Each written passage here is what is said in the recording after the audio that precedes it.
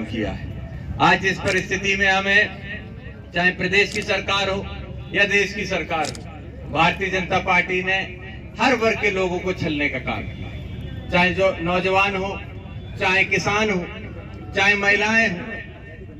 नौजवान तो रोजगार के लिए भटकते रहे, किसान अपनी आय के लिए भटकते रहे, और महिलाओं की ये स्थिति आप देख रहे, कोई दिन ऐसा नहीं जाता जब महिलाओं पर उत्पीड़न नहीं होता।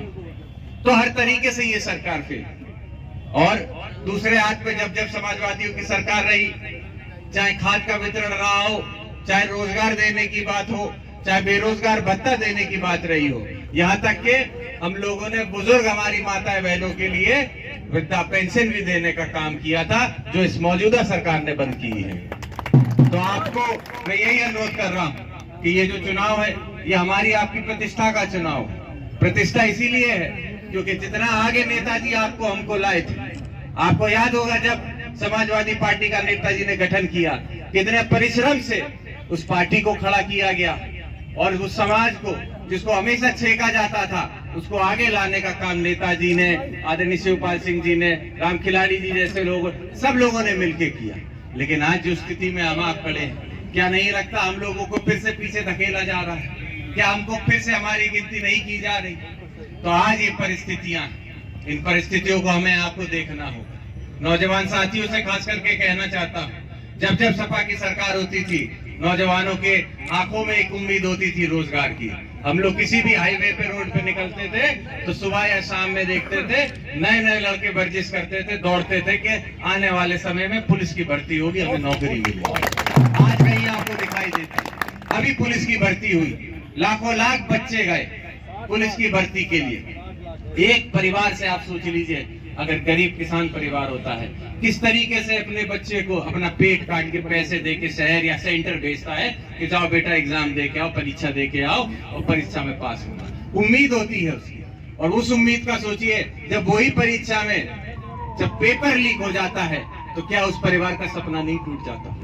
एक बच्चा नहीं बल्कि उसकी माँ, उसके पिता, उसके पूरे परिवार का सपना उस लड़के से जुड़ा है जिसके सपने को ये भारतीय जनता पार्टी मिटाने का काम कर रही है। इसीलिए मैं आपसे अनुरोध कर रहा हूँ, ये हमारे आपके सम्मान की बात है। हमारा आपका सम्मान समाजवादी पार्टी से था, हमारी आपकी पहचान समाजवादी पार्टी से है। तो मैं आप सबसे यही अनुरोध करूंगा, भारतीय जनता पार्टी में देखिए, हम ये कहते हैं हमारी लड़ाई जिससे है, पहले उस व्यक्ति को या उसको जानो। भारतीय जनता पार्टी वो पार्टी है जो बातें तो बहुत अच्छी करती, काम कुछ नहीं करती, लेकिन बातों से ऐसा लोग आएगी, प्रधानमंत्री से लेकर उनका नीचे तक का कार्यकर्ता बातें इतने विश्वास से करेगा, ऐसा लगेगा कि कल ही काम होने वाला हो, लेकिन काम कुछ नहीं। हमें भी धैर्य रखना है, हमें भी मेहनत करनी। और जहां तक गुन्नौर की बात है, तो यहाँ तो एक एक बच्चा, एक एक व्यक्ति समाजवादी का है।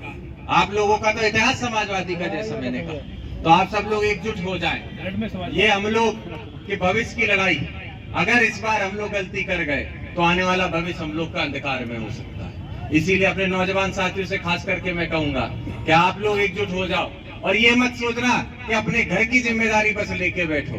अपना घर नहीं, अपनी गली की जिम्मेदारी, अपने मोहल्ले की जिम्मेदारी, अपने ब्लॉक की जिम्मेदारी अब हर एक नौजवान जब उठाएगा, मैं समझता हूँ तभी समाजवादी पार्टी आने वाले समय में मजबूत हो जाएगी। एक बार पुनः आए हुए सभी लोगों का मैं तहे दिल से धन्यवाद देता हूं। और लगातार हमारे साथ चल रहे विधायक जी तो है ही हैं, लेकिन भाई अखिलेश जी भी लगातार हमारे साथ चल रहे हैं। तो नौजवानों का सहयोग आपने हम लोगों को दिया है, हमें पूर्ण विश्वास है कि आने वाले 2024 में निश्चित ही एक नया इतिहास ये गुन्नौर लिखने वाला है। आप सभी लोगों का